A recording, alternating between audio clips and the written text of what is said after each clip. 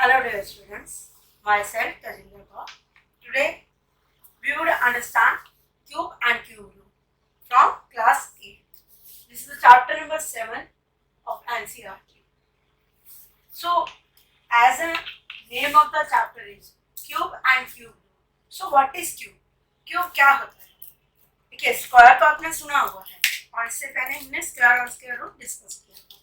Square means multiply a number 2 times. But cube, what is cube? So cube of a number is the product of a number multiplied by itself 3 times. यानी जब हम किसी number को same number को 3 बार multiply करते हैं तो जो प्रोडक्ट आता है वो उसका क्या होता है? क्यूब आता है. ठीक है, इससे पहले हमने स्क्वायर पढ़ा था. स्क्वायर क्या था? Multiplication of the number 2 times means a multiplied by a we will get a square. Now the term is square. Now the term is cube. So cube is multiplication of the number by itself, but it's 3 times of a number. Means a multiplied by a multiplied by a, we get the product as the cube of that number. So here the cubes of 1 to 15 are already written on the board. You can see the number 1. The cube of 1 is 1. Cube of 2. देखिए 2 का cube क्या होगा? It means 2 multiplied by 2 multiplied by 2. That is 8. So 2 cube is equal to 8. अगर हम 3 का cube करते हैं तो similarly 3 multiplied by 3 multiplied by 3 the number will be 27. तो इसी तरह से हम सारे नंबर के क्यूब करते हैं. अब ये जो नंबर आए हैं हमारे पास 8 और 27, ये क्या है? परफेक्ट क्यूब है. अब हम इन्हें परफेक्ट क्यूब क्यों कहते हैं? ठीक है, आप कंसेप्ट क्या आता है हमारा? परफेक्ट क्यूब की बात कर रहे हैं हम. हमने स्क्वायर में परफेक्ट स्क्वायर का कंसेप्ट सीखा था. अब देखिए परफेक्ट क्यूब, जैसे मैंने क्या कहा अभी कि ये जितने भी नंबर लिखे हुए हैं ये सारे क्या हैं? परफेक्ट क्यूब है. अब हम इन्हें परफेक्ट क्यूब चेक करने के लिए हम क्या करेंगे? यानी हमें कैसे पता चलेगा कि जो नंबर है वो परफेक्ट क्यूब है या नहीं है? जैसे सपोज हमने 8 ही लिया कि क्या 8 परफेक्ट क्यूब है या 27 परफेक्ट क्यूब है, तो हम 27 से ट्राई कर लेते हैं. अब हम 27 के फैक्टर करेंगे तो 3 9 द 27, 3 3 द 9 एंड 3 1 द 3. हमने क्या देखा? 27 के फैक्टर क्या बने? 3 into 3 into 3. अब हमने एक चीज ऑब्जर्व की कि ये कितनी बार मल्टीप्लाई हुए? 3. यानी ये ट्रिपलेट बना रहे हैं. जो प्राइम फैक्टर है ये क्या है? 3 बार मल्टीप्लाई होने पर ये क्या बना है? ट्रिपलेट बना है इसका, यानी 3 का पेयर बना है. इसी तरह से हम कोई और नंबर भी ट्राई कर सकते हैं कि क्या वो नंबर परफेक्ट क्यूब है. देखिए यहाँ हम 6 का ट्राई कर लेते हैं. इस 216 अ परफेक्ट क्यूब? क्या 216 एक परफेक्ट क्यूब है? तो हम वही सेम प्रॉपर्टी से करेंगे. 216 की क्या करेंगे? हम प्राइम फैक्टराइजेशन करेंगे. 2 पर डिवाइड करेंगे 1 0 8. अगेन 2 पर डिवाइड करेंगे 54. अगेन 2 पर डिवाइड करेंगे 27. 3 पर डिवाइड किया 9. 3 3 था 9 एंड 3 1 था 3. तो हमने क्या देखा? 216 की क्या पेयर बने? 2 into 2 into 2 मल्टीप्लाई में 3 into 3 into 3. तो देखिए ये एक ट्रिपलेट बनाया और ये एक ट्रिपलेट, यानी इसमें जो 2 है वो कितनी बार आया है? 3 बार आया है. और 3 कितनी बार आया है? वो भी 3 बार आया है, यानी 3 3 का पेयर बना है. अब इसमें से एक ले लेंगे हम 2 और इसमें से एक ले लेंगे 3. तो 2 3 द 6. तो इसका मतलब क्या हो? देखो 6, तो 6 का क्यूब करने पर हमें क्या मिला? 216. अब हम दोनों बातें समझ ली. पहली बात कि क्या 216 परफेक्ट क्यूब है, तो हम क्या देखेंगे कि जब हमने इसके फैक्टर किए तो ये हमें 3 3 के पेयर में मिल गए, यानी 2 के भी 3 पेयर मिले और 3 के भी 3 पेयर मिला. तो इस तरह से ये जो है तीनों कंप्लीट पेयर, मतलब ट्रिपलेट इनका कंप्लीट है.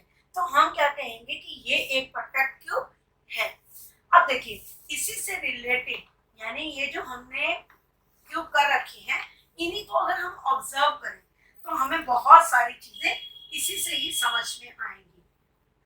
देखिए पहली चीज, जैसे हमने स्क्वायर में कुछ प्रॉपर्टीज पढ़ी थी, वैसे ही हम कुछ प्रॉपर्टीज पढ़ते हैं क्यूब की। तो प्रॉपर्टीज ऑफ क्यूब, अब कुछ प्रॉपर्टीज जो स्क्वायर की थी उसको रिकॉल कर लेते हैं। यानी हमने पढ़ा था square of even number is even and square of odd number is odd. अब हम पढ़ रहे हैं क्यूब, तो cube of even number is also even and cube of odd number is odd. देखो यहाँ से चेक करके देखते हैं, ये देखो यहाँ हमने 2 देखा, 2 क्या है, क्या है हमारे पास 2 का क्यूब करते हैं, 2 कैसा नंबर है, इवन नंबर है। और अगर हम इसका क्यूब करते हैं तो क्या आता है 8, 8 भी क्या है, इवन नंबर है। तो इसका मतलब cube of even number is even. अब देखिए 5, 5 क्या है, ऑड नंबर है। अगर हम 5 का क्यूब करते हैं तो क्या आता है 125, जो कि क्या है, ऑड नंबर है। तो हम क्या कहेंगे, cube of even number is even and cube of odd number is odd. कुछ और चीजें हमने बिल्कुल स्क्वायर से रिलेटेड चैप्टर है, जिसको स्क्वायर और स्क्वायर रूट का कांसेप्ट क्लियर है उसको क्यूब रूट में कोई प्रॉब्लम नहीं होगी। बिल्कुल उसी तरह से हमने इसमें भी वही चीजें ऑब्जर्व करनी है। देखिए एक तो ये प्रॉपर्टी हमने पढ़ ली, दूसरी प्रॉपर्टी क्या पढ़नी है हमने कि इसका जैसे हमने यूनिट डिजिट देखे थे, देखिए जैसे 1, यहाँ देखिए 1 का क्यूब करते हैं तो इसकी यूनिट डिजिट पे क्या आता है, 1 आता है। 2 का क्यूब करते हैं तो इसकी यूनिट डिजिट पर 8 आता है। 3 का क्यूब करते हैं तो इसकी यूनिट डिजिट पर 7 आता है। हम सिर्फ यूनिट डिजिट की बात कर रहे हैं। 4 का क्यूब करते हैं तो 64, 5 का क्यूब करते हैं तो 125, 6 का क्यूब करते हैं तो 216। यानी इसके यूनिट डिजिट पर हमने क्या देखा, क्या क्या नंबर आया, 1, 8, 7, 4, 5, 6। ठीक है, अब सिमिलरली अगर हम 11 का क्यूब देखते हैं तो 11 का क्यूब करते हैं तो 11 के यूनिट डिजिट पे क्या आता है, 1 आता है। यानी हमने 1 का क्यूब करा तो इसके यूनिट डिजिट पे क्या नंबर आया, 1। और हम 11 का क्यूब करते हैं तो इसके यूनिट डिजिट पे भी क्या नंबर आता है, 1 नंबर आता है। अब देखिए अगर 2 का क्यूब करते हैं तो इसके यूनिट डिजिट पे क्या आता है, 8। और अगर हम 12 का क्यूब करते हैं तो इसके यूनिट डिजिट पे भी क्या नंबर आता है, 8 आता है। अगर हम 3 का क्यूब करते हैं तो आता है 27 और 13 का क्यूब करते हैं तो इसके भी यूनिट डिजिट पर क्या नंबर आता है, 7। तो इससे क्या चीज हमें समझ में आती है, मैथ्स में ऑब्जर्वेशन बहुत केयरफुली, जितना आप केयरफुली ऑब्जर्व करेंगे उतनी प्रॉपर्टीज आपको जल्दी से कॉन्सेप्ट क्लियर होगा। देखिए यानी नंबर कितना भी बड़ा हो, अभी अगर हम इसमें कोई भी नंबर ले लें, अगर हम 343 का क्यूब करें, इसका मतलब 343 को 3 टाइम्स मल्टीप्लाई करें, तो हमें अगर सिर्फ यूनिट डिजिट बताना हो, अगर हमसे पूछा जाए कि इसके यूनिट प्लेस पे क्या नंबर आएगा, तो हमें पूरा क्यूब करने की जरूरत नहीं है, क्योंकि हमें मालूम है 3 के क्यूब करने पर यूनिट डिजिट पे 7 आया था। तो इसका यूनिट डिजिट क्या है, 3। तो इसके क्यूब रूट पे करने पर भी इसके यूनिट डिजिट में कौन सा नंबर आएगा, 7 नंबर आएगा। तो इस तरह से हमने एक और प्रॉपर्टी देख ली कि अगर यूनिट डिजिट 1 है, उसका क्यूब करने पे जो नंबर आता है उसका नंबर कितना भी बड़ा हो, नंबर का क्यूब करने पर हम उसका यूनिट डिजिट बिना क्यूब के ही बता सकते हैं। तो नेक्स्ट प्रॉपर्टी क्या है, cube of negative number is negative. देखिए इसका मतलब क्या है कि अगर हम -2 का क्यूब करते हैं, it means -2 multiplied by -2 multiplied by -2, तो इसका जो आंसर आएगा उसमें क्या होगा, माइनस होगा। अभी हमने क्या पढ़ा था, 2 का क्यूब, यानी अगर हम नेगेटिव नंबर का क्यूब करेंगे तो वो क्या आएगा, नेगेटिव आएगा, क्योंकि ये ऑड नंबर है, 3 बार करना है तो ये ऑड नंबर है। अगर हम -5 का कर लें या -3 का कर लें तो यहाँ पर भी -5 मल्टीप्लाइड बाय -5 मल्टीप्लाइड बाय -5, तो answer will become -125। And cube of positive number, अगर हम किसी पॉजिटिव नंबर को लेंगे तो उसका क्यूब क्या होगा, पॉजिटिव होगा। जैसे अभी हमने 2 का क्यूब देखा था तो क्या आया था, 8, यानी माइनस का क्यूब करने पर माइनस आएगा और पॉजिटिव नंबर का क्यूब करने पर पॉजिटिव नंबर आएगा। So let's do one question from the cubes. How many perfect cubes between 1 to 100? देखिए बहुत सिंपल सा क्वेश्चन है कि 1 से 100 के बीच में कितने क्यूब हैं। अभी आप सोचोगे कि कितने सारे क्यूब होंगे, लेकिन जैसे हमने पढ़ा था अभी 1 से लेके 15 तक क्यूब मैंने लिखे थे। तो 1 का क्यूब क्या था 1, 2 का क्यूब क्या था 8, 3 का क्यूब क्या था 27, 4 का क्यूब क्या था 64 और 5 का क्यूब क्या था 125। देखिए बिल्कुल सिंपल कंसेप्ट को समझने से आपको अपने आप ही इस क्वेश्चन का आंसर मिल जाना है। देखिए वो कहते हैं कितने परफेक्ट क्यूब है, किसके बीच में 1 से लेके 100 के बीच में परफेक्ट क्यूब पूछे गए हैं। देखिए 1 का क्यूब आया 1 और नेक्स्ट नंबर क्या आया 2।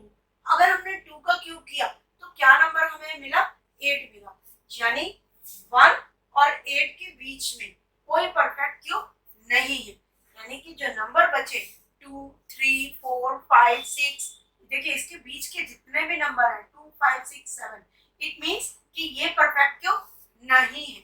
इसका मतलब हमसे क्या पूछा गया था कि कितने परफेक्ट क्यूब आए हैं इनके बीच में। तो देखो कितने परफेक्ट क्यूब आए हैं, अगर हम 1 का स्क्वायर करते हैं तो 1, 2 का स्क्वायर 8, 3 का क्यूब 27, 4 का क्यूब 64 और 5 का क्यूब किया है तो क्या आ गया 125 आ गया, जो किससे बड़ा हो गया 100 से बड़ा हो गया। तो कितने परफेक्ट क्यूब हमें मिले, सिर्फ 4 परफेक्ट क्यूब मिले हमें। कौन कौन से 1, 8, 27 और 64। तो कितने हमें परफेक्ट क्यूब मिले, ओनली 4 परफेक्ट क्यूब्स। कौन कौन से परफेक्ट क्यूब हमें मिले, जो 1 का था 2 का था 3 का था 4 का था। अब देखिए इसके बीच के नंबर परफेक्ट क्यूब नहीं हो सकते, क्योंकि अभी हमने देखा था परफेक्ट क्यूब निकालने का तरीका। तो इसी पे बेस ऐसे ही क्वेश्चन आप घर में ये भी ट्राई कर सकते हैं कि 1 से लेके 1000 तक के बीच में कितने परफेक्ट क्यूब आते हैं। मैथ्स में जितनी जितनी आप प्रैक्टिस करेंगे, जितना आप ऑब्जर्व करेंगे, उतना ही आपको कंसेप्ट क्लियर होते जाएंगे। तो इसी तरह से उन क्यूब्स के ऊपर बेस हमने इस क्वेश्चन को अंडरस्टैंड किया है। अब देखिए नेक्स्ट एक और इंटरेस्टिंग चीज हमें इससे दिखाई देगी, जो ऑलरेडी मैंने पे मेंशन की है, cubes and their prime factors. देखो 4 का फैक्टर करते हैं तो क्या आता है 2 into 2 और 4 का क्यूब करते हैं तो क्या आता है 64। इसी तरह 6 का फैक्टर हमने किए 2 into 3 और 6 का क्यूब किया तो क्या मिला 216। 5 का फैक्टर किया तो हमारे पास आया 3 into 5 15 और हम 15 का क्यूब करते हैं तो 3375। जब इसके प्राइम फैक्टर किए गए तो 3 into 3 into 3 5 into 5 into 5। एक इंटरेस्टिंग चीज जो हमें दिखाई क्या देती है, देखिए ये एक पेयर 3 का, ये 3 का पेयर, ये 3 का, ये भी 3 का पेयर है, इसी तरह ये भी है और ये भी है। इसका मतलब क्या है, each prime factor appears 3 times in its cube। यानी इसके जब हमने प्राइम फैक्टर किए, जैसे 15 के प्राइम फैक्टर हमने क्या किए 3 into 5। अब जब 15 का क्यूब किया गया तो हमने क्या देखा, 3 भी कितनी बार आया 3 बार आया और 5 भी कितनी बार आया 3 बार आया, यानी 3 भी 3 times आया और 5 भी 3 times आया। इट मींस कि ईच प्राइम फैक्टर, जो प्राइम फैक्टर है इसका, ये दो प्राइम फैक्टर है 3 और 5, each prime factor appears 3 times in its cube. फिर रिपीट कर रही हूं मैं कि जो भी प्राइम फैक्टर है, जैसे 6 के हमने देखे तो 2 और 3 आए तो 2 भी 3 टाइम्स रिपीट हुआ और 3 भी 3 टाइम्स रिपीट हुआ। तो इस प्रॉपर्टी को आप लर्न करेंगे कि each prime factor appears 3 times in its cube. यानी जब आप फैक्टर करते हैं तो आपके लिए बहुत इजी हो जाएगा एक परफेक्ट क्यूब को फाइंड आउट करना कि ये परफेक्ट क्यूब है या नहीं है। तो आप उसकी ये फैक्टर करेंगे तो ये भी आपको सिमिलरली समझ में आ जाएगा कि क्योंकि वही फैक्टर जो है रिपीट हो रहा है, तो इससे हम सम को इजीली सॉल्व कर सकते हैं। Let's do some more questions. Is 392 a perfect cube? If not, find the smallest number by which 392 must be multiplied so that the product is a perfect cube. ऐसा ही सिमिलर क्वेश्चन हमने square और square root में भी सीखे थे कि यार ये क्या परफेक्ट स्क्वायर है, बिल्कुल सिमिलर ही उसको हमने करना है। इसमें हमने क्या करना है, पहले 392 के प्राइम फैक्टराइजेशन करनी है, क्योंकि हमने पहला क्वेश्चन क्या है कि क्या ये परफेक्ट क्यूब है, तो सबसे पहले तो हमें यही फाइंड आउट करना है कि ये एक परफेक्ट क्यूब है या नहीं है। तो इसको 2 पर डिवाइड करेंगे, 2 1 2 9,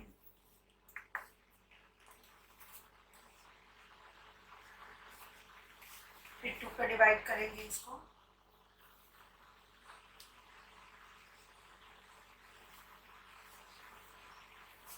फिर 2 पर डिवाइड करेंगे, 2 4 8 9, 7 7 49 and 7 1 7।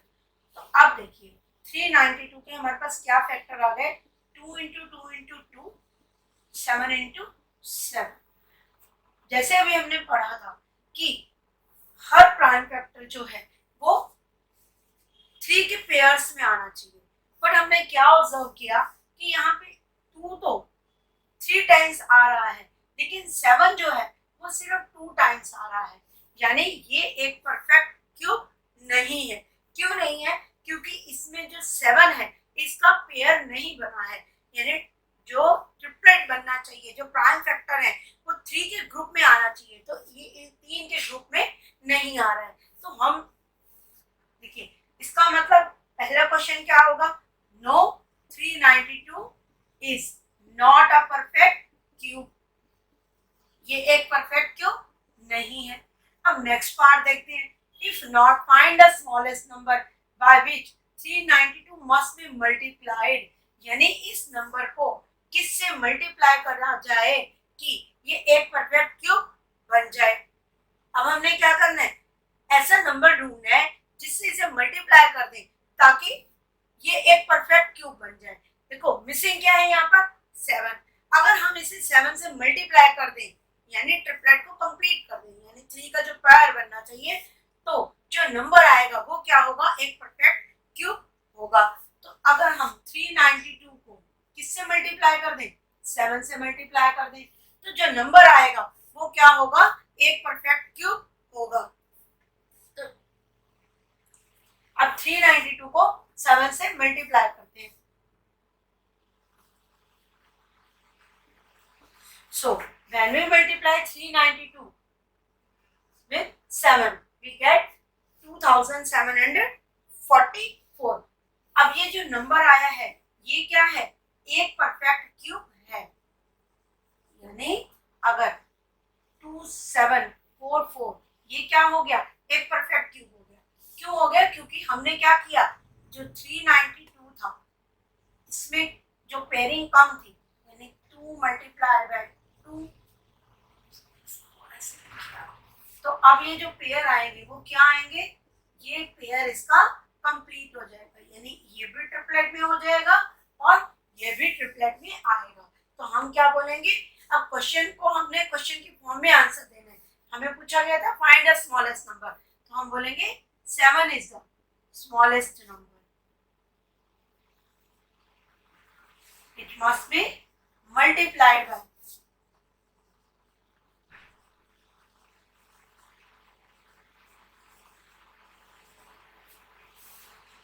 392 to make it a perfect cube।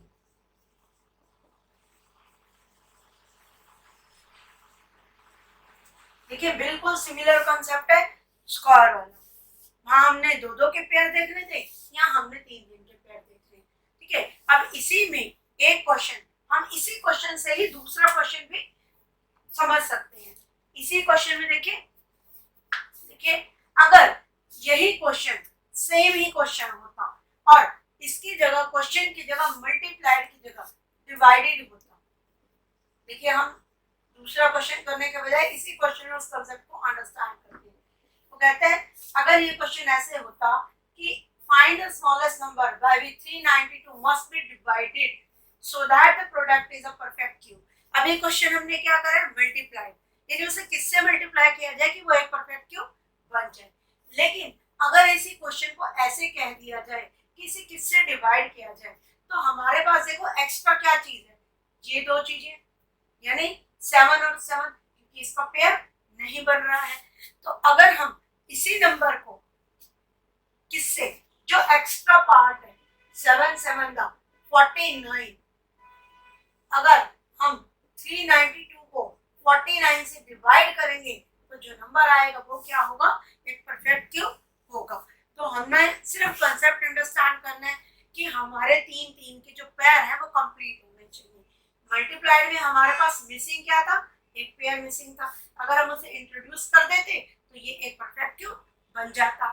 Divide में हमारे पास ये दो एक्स्ट्रा थे, क्योंकि अगर ये ना होता तो जो नंबर होता वो क्या होता, एक परफेक्ट क्यूब होता। तो इसी तरह से ये डिवाइडेड के केस में जो आपका एक्स्ट्रा आएगा उसको आप हटा देंगे। बेसिक कंसेप्ट बिल्कुल सेम रहेगा। Is 1188 a perfect cube? If not, by which smallest number should 1188 be divided so that the quotient is a perfect cube? देखिए, अब वही सिमिलर बात हम कर रहे हैं डिवाइड के कंसेप्ट में। मल्टीप्लाइड का कंसेप्ट अंडरस्टैंड किया था, सिमिलरली अब हमने क्या करना है डिवाइड का। अभी जो कंसेप्ट बताया था बिल्कुल वही सेम चीज हमने करनी है। सबसे पहले क्या करना है, इसके प्राइम फैक्टर करनी है। 2 5 the 10, 2 9 the 18, 2 4 the 3. Again it will be divided by 2. 2 2 the 4, 9 7. Then अब ये 7 क्या आ गया, ऑड नंबर आ गया, तो 2 पे डिवाइड नहीं होगा, 3 पे जाएगा। 3 9 the 27, 3 9 the 27. Again it will be divided by 3, 33. Again it will be divided by 3, then comes 11 and 11 1 the 11.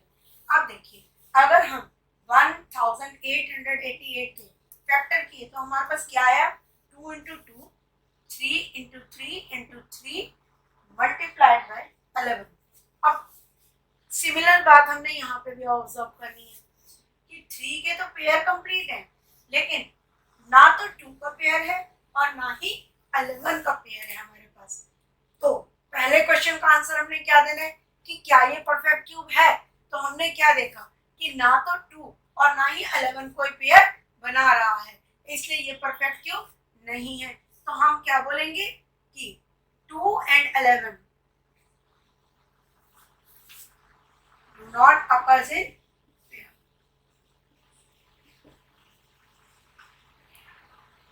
So the number is not a perfect cube. हमने क्या देखा कि ये जो नंबर है ये अपना ट्रिपलेट कंप्लीट नहीं कर रहे हैं। क्योंकि ये अपना ट्रिपलेट कंप्लीट नहीं कर रहे हैं तो इसका मतलब ये एक परफेक्ट क्यूब नहीं है। अब देखो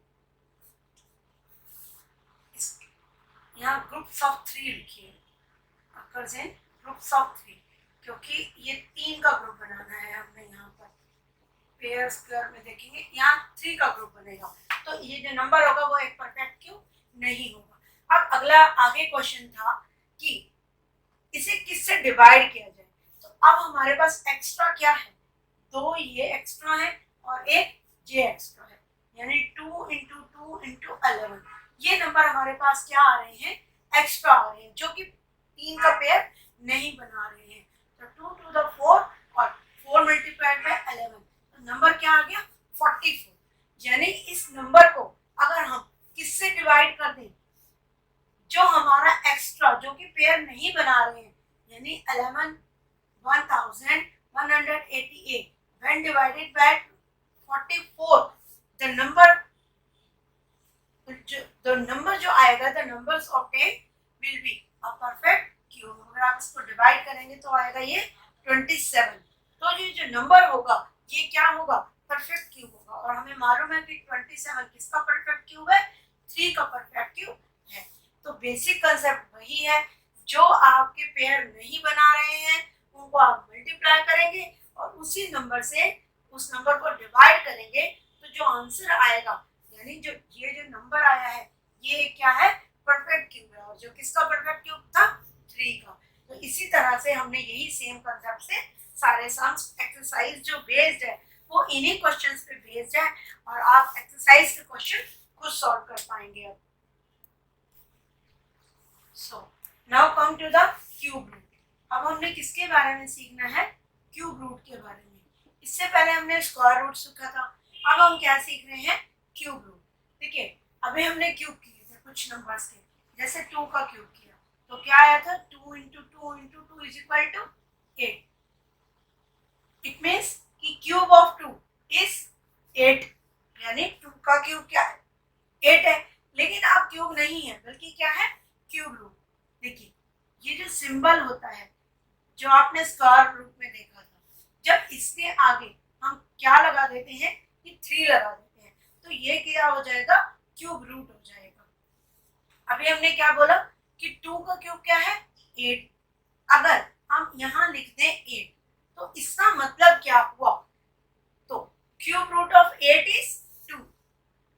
इसका मतलब क्या हुआ, क्यूब रूट ऑफ 8 इज 2, यानी 8 का क्यूब रूट क्या है, 2 है। इसी तरह अगर हम 3 का क्यूब करते हैं तो क्या आया था, 27।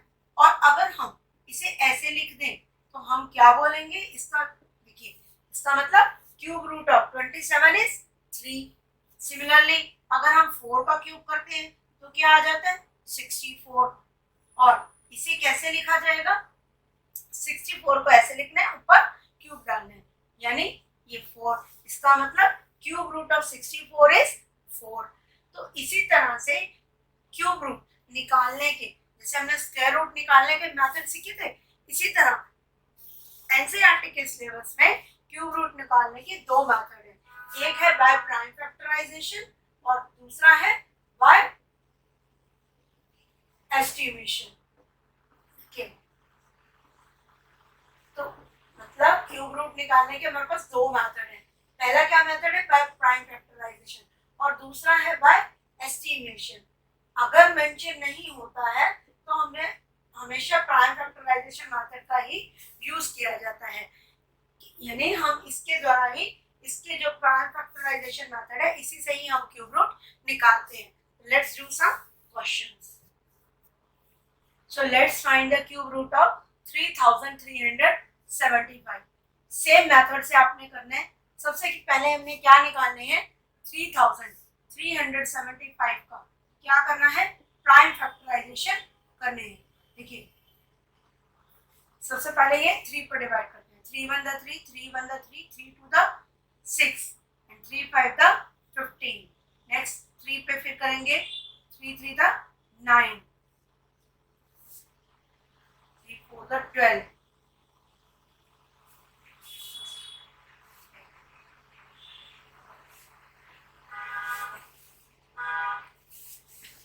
3 3 द 9,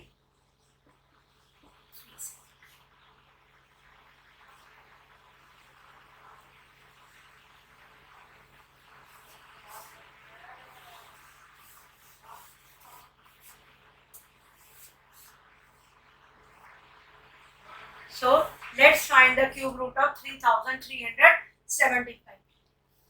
जैसे हम पहले करते थे सेम उसी मेथड से पहले हमने इसके क्या निकालने हैं, प्राइम फैक्टराइजेशन करना है। तो 3 पर डिवाइड करेंगे पहले, 1 2 5, again it will be divided by 3, so the number will become 375. Again it will be divided by 3, so it will become 3 1 the 3 and 5. Now it will be divided by 5, 25, 5 5 the 25 and 5 1 the 5। ठीक है, factor हमारे पास क्या आ गए, 3375 के 3 into 3 into 3 into 5 into 5 into 5। अब हमने क्या करने हैं, वही सेम 3 3 के पेयर्स बनाने हैं। जैसे तो इसमें से एक लेंगे 3 और दूसरा क्या लेंगे 5, तो क्या आ गया 50। अब क्वेश्चन क्या था, find the cube root of.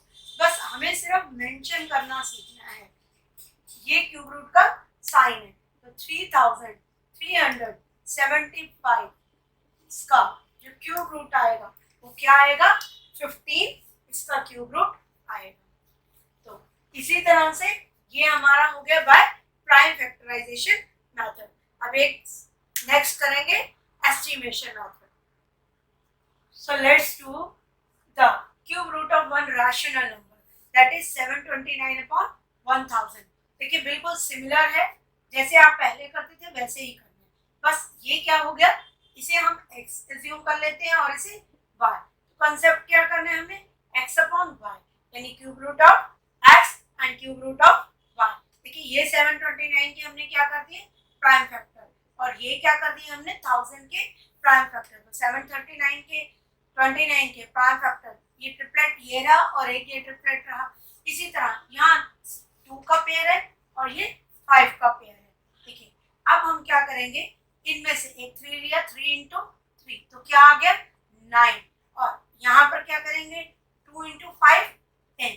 अब हमने सीखना क्या है, प्राइम फैक्टर तक तो हमारा कंसेप्ट सेम है, बस हमने लिखने का जो मेथड है सिर्फ उसको अच्छे से ऑब्जर्व करना है।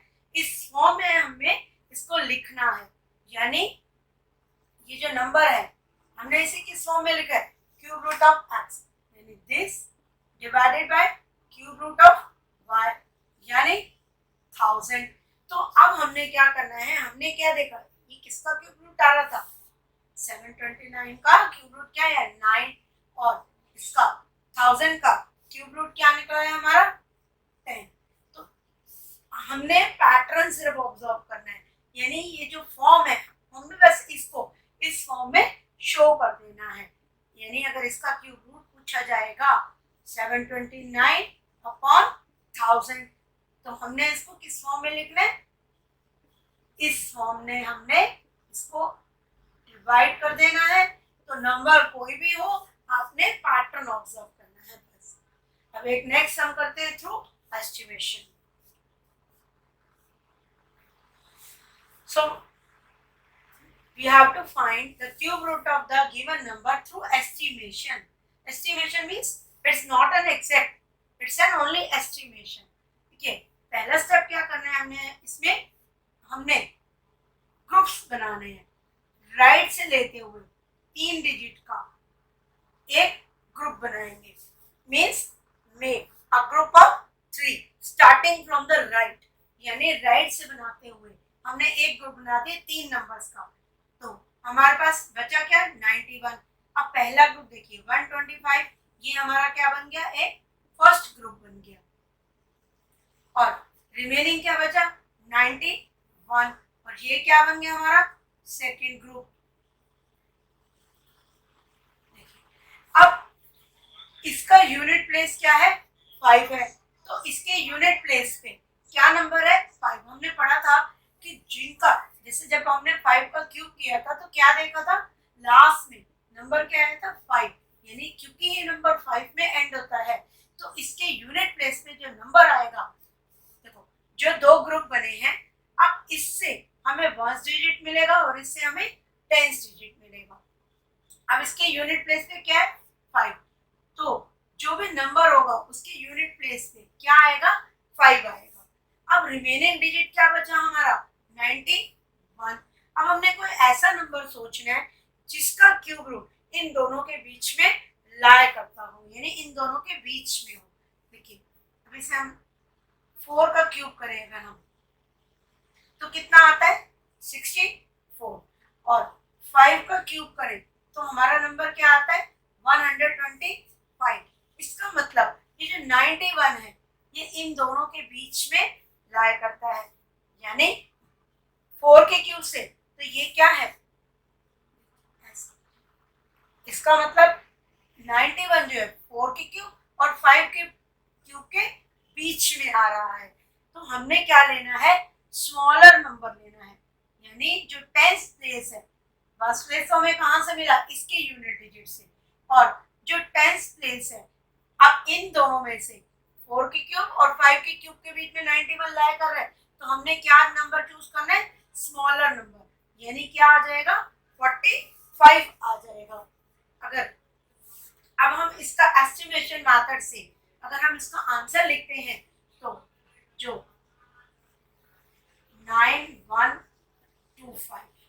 इसका क्यूब रूट निकालते हैं तो हमारा आंसर क्या आ जाएगा, 45 आ जाएगा।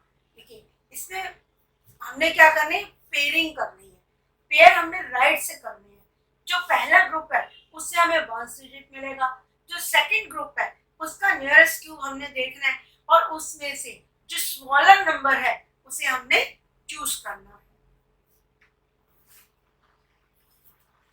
So this is all about the chapter cube and cube root। आपके सिलेबस में इसमें 2 ही मेथड है, प्राइम फैक्टराइजेशन और एस्टिमेशन। मेरा पर्पस आपको क्वेश्चन सॉल्व कराना नहीं है, सिर्फ कंसेप्ट जो है आपके क्लियर हो जाने चाहिए। जब किसी भी मैथ्स में कंसेप्ट क्लियर होते हैं तो क्वेश्चंस के डिजिट से कोई फर्क नहीं पड़ता, आप सारे क्वेश्चन खुद सॉल्व कर पाएंगे। तो मैंने सारे एनसीईआरटी के कंसेप्ट कवर करने की कोशिश की है, और अगर डेसिमल में भी आता है तो आप सिमिलर मेथड से ही क्यूब उसका निकाल सकते हैं और क्यूब रूट भी उसी नंबर से निकाल सकते हैं। तो आई होप कि आपको सारे कंसेप्ट अच्छे से क्लियर हो गए होंगे। Thank you.